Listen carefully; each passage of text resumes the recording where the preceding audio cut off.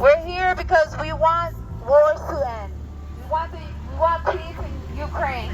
This is who we elected President Trump to be. What he did when he met with Kim, right?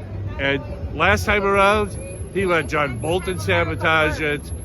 He let Mike Pompeo sabotage it.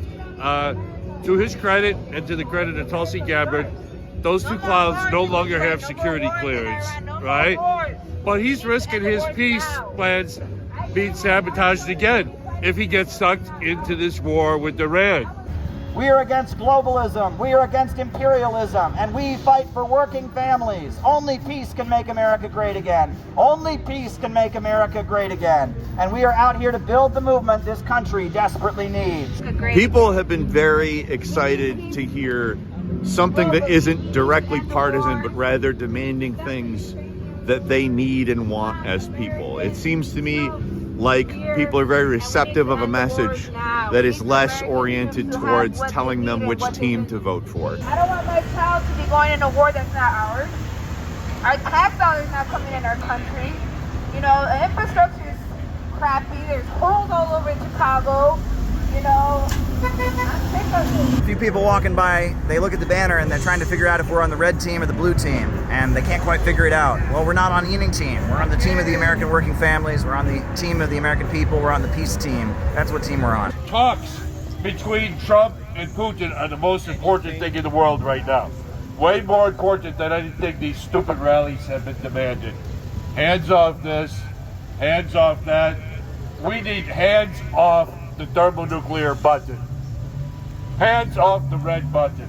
We've had protests out in Chicago over the last couple of days that have been oriented towards stopping this person or being against this team, and that's not something that people want. People want jobs, people want their roads fixed, people want health care. Now when? People want an end to war. They don't want team sports. Oh, Ukrainians. Ukrainians. Right there, you see them? Oh. Around the world and stop the bombings, stop the wars, shut down the Pentagon and the military-industrial complex, and start investing in working families. Our leaders are loyal to a global financial system. They're loyal to Wall Street. They're loyal to imperialism and globalism. They're not loyal to American people. And we have got to build a movement to fight for America's working families. Only peace can make America great again. Only peace can make America great again. We need to build jobs. We need to build schools. No more closed schools in Chicago. No more closed everything in Chicago. No more poor people in Chicago. No more homelessness in Chicago. We need a government of action to fight for working families. Iran is not just Iran anymore. Iran is part of the world. Iran is part of BRICS. They're an ally of China, an ally of Russia. If he wants his legacy, and I think he does, to be peace and nuclear disarmament between all the superpowers, then he cannot allow himself to be manipulated by his enemies into launching a war against Iran. We need peace in this world. I want America to thrive. I want the U.S. to thrive. It's our time to thrive. The American people. The American people need to thrive. Not the privatized banks. They're the ones that are winning. They're the ones that are loving us fight against each other. All these clowns out here demonstrated against him with Trump derangement syndrome. Hands off this, hands off that. They actually even say hands off NATO. Right? They're trying to protect this dangerous, aggressive military alliance. We need to tell Trump, hands off the button.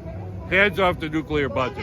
The fact that he has restored diplomatic relations between the two largest thermonuclear powers in the history of the world, right? That's the most important thing going on in the world right now. That has to succeed. That's what everybody should be talking about. I don't care what you think about him or his party or the other party, right?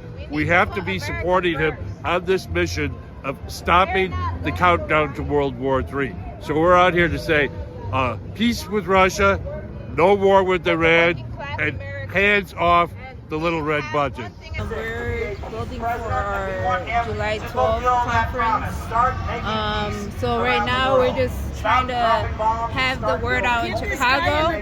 We need to look to countries like China, who are actively eliminating poverty.